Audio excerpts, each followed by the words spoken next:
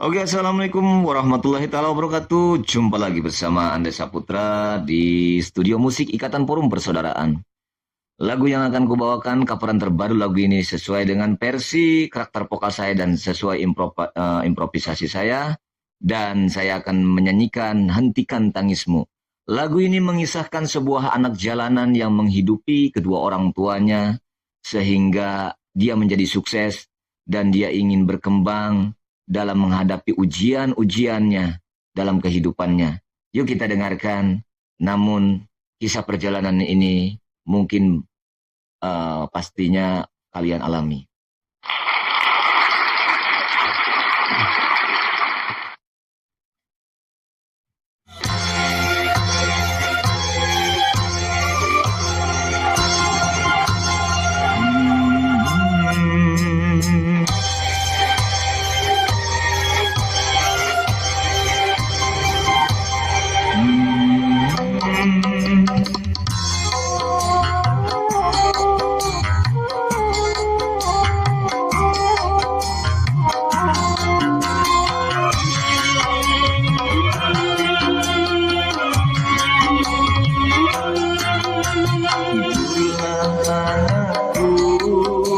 Tidurlah istriku, walau beralaskan koran dan berselimut awan.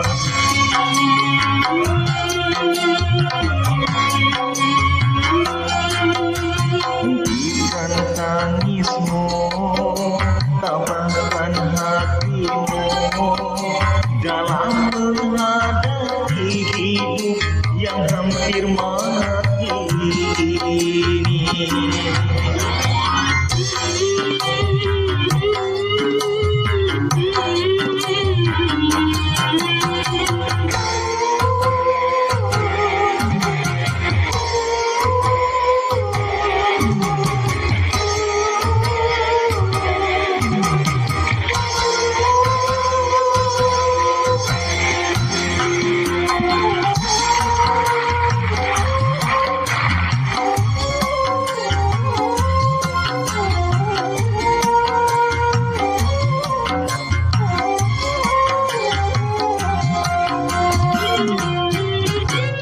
Jangan tangisi, jangan sedih, nasib kita hari ini.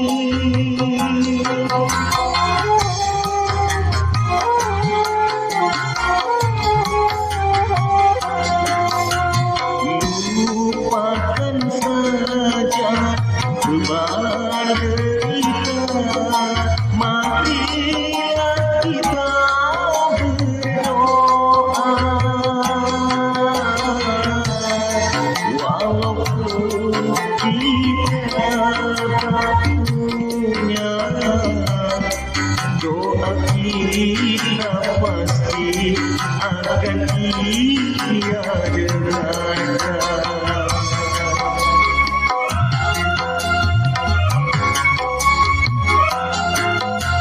Tidurlah anakku, tidurlah istriku, walau beralaskan koran dan berselimut awan.